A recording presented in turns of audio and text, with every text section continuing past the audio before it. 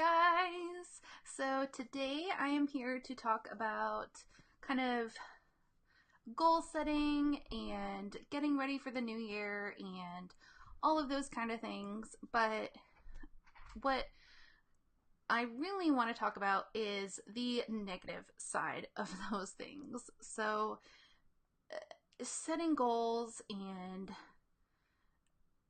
I don't know, I feel like there can be such a negative side to it, and I'm all about setting goals and achieving goals, and we've been talking about this a lot in my Facebook group and in my client vault and in my Biz Bestie squad this month, because I mean, it's January. It's kind of that time where everybody is thinking about goals and setting goals, and it's I don't know. So I get really excited about setting goals, and it's really fun for me. But I also feel like it's so easy to get kind of stuck in this place where you're feeling really like resentful about where your business is at right now, and you're feeling down on yourself about the things that you haven't accomplished yet, and it can be so easy to be upset at yourself, and that's what we don't want, right? So we want goal setting to be fun, and we want achieving our goals to be fun. So I have 4 tips for you guys today, all about goal setting and how to kind of be patient with yourself when it comes to that kind of thing. So the reason why I decided to talk about this specifically now, well, I guess there's a couple of reasons. First of all, obviously it's January, so we're really in that kind of like mind space where we're thinking about goals and we're setting goals. And that's also the topic of the month for my client vault as well. So it's a really great time to join the client vault because we are talking about all of this stuff. And also because somebody in my Biz Bestie squad came to me today, and she said this thing that really kind of struck me as like something I wanted to talk about. So she mentioned that, she said, like, it's crazy that you have so many clients, like, and I really want to be where you are at now one day in my business, but like I'm here and I only have X number of clients, and I'm just going really slow, and I just want to be like, there's nothing wrong with that, like and I don't think she was getting too down on herself, but I feel like it's so easy to like look at what other people are doing or look at what you're not doing and kind of think, man, I really want to be there, and be so focused on that you're not focused on what's actually going on in the moment. And that can be so bad. So I kind of want to talk about 4 things about this today. So the first thing that I want to say is that achieving your goals slowly is not a bad thing. So this is something that I actually think about quite a bit, because people have told me, I've had multiple people say, like, you're not playing big enough. You're not like putting yourself out there. You're not growing fast enough. You're not like where you should be at. And I hate this. I really, that makes me feel so negative about myself and my business, because I am at where I'm at, and I just have to be fine with that. And part of who I am and who or what my business is that I do grow slowly, and that's what I want to do, so that's what I'm doing. And I always like to think about that parable about the turtle and the hare, and how kind of slow and steady wins the race. And I think that is really true, especially when it comes to business.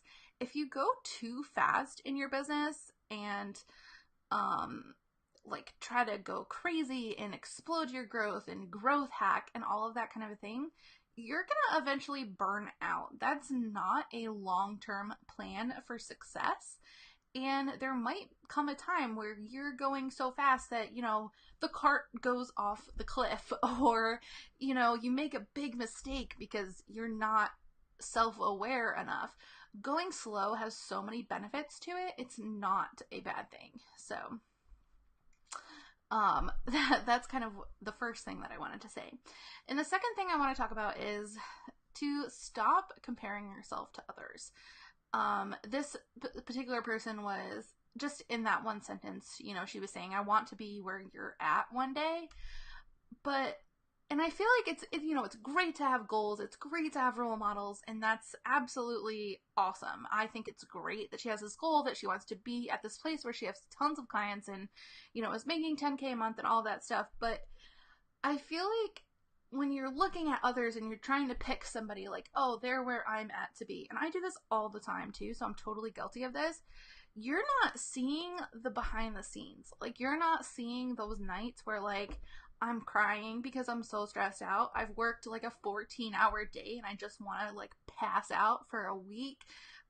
You're not seeing like the disappointment that I'm constantly feeling, the stress behind it. I don't know. I think that a lot of times it's easy to feel like if I do this, everything will be so much better. And for a very long time in my business, I was like, I just have to reach 5K a month and like then I'll be successful. And then like once I hit that, it was like I still felt like there was so much left for me to do. There were still so many things I haven't achieved yet. So then it was like, I need to hit a 10K month. And then it was like, it was kind of like in your head, you have this vision of what a 10K month looks like in your business. And so when I hit my 10K month, honestly, it was sad for me. And that is what I don't want you to have. I hit my 10K month and I was like, this is what a 10K month feels like. I feel so stressed out. I feel so burnt out. I'm so tired and exhausted. This isn't what I want my business to look like.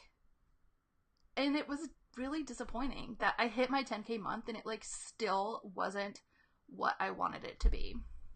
So I think that there's constantly, in your business, you're constantly evolving and changing. And just because there's like this magical number of dollars that you want to make a month, or this magical number of clients that you want to have, or whatever your goal is, it's like the goal that you have doesn't take into consideration the negative things that come with that goal.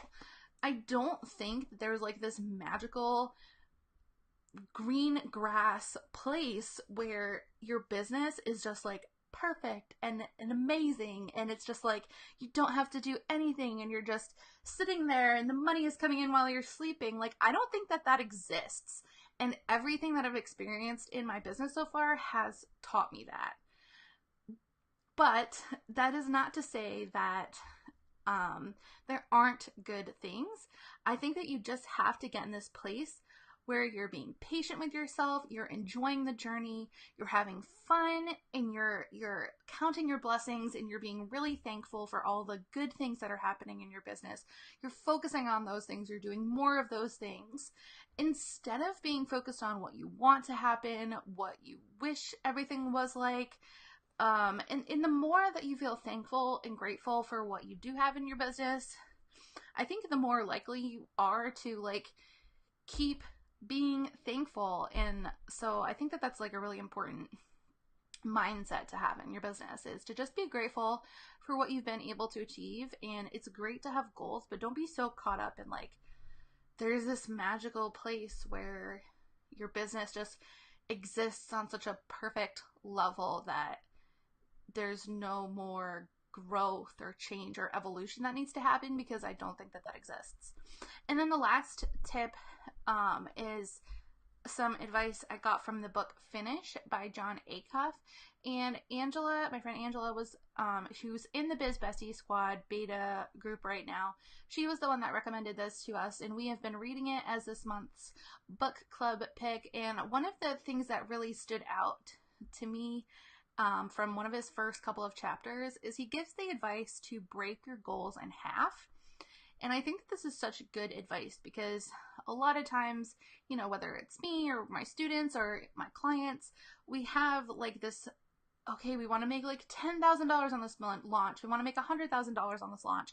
We want to launch in 2 weeks. And it's like, I don't know. I feel like a lot can come from breaking your goals down into smaller goals and achieving them over a longer period of time.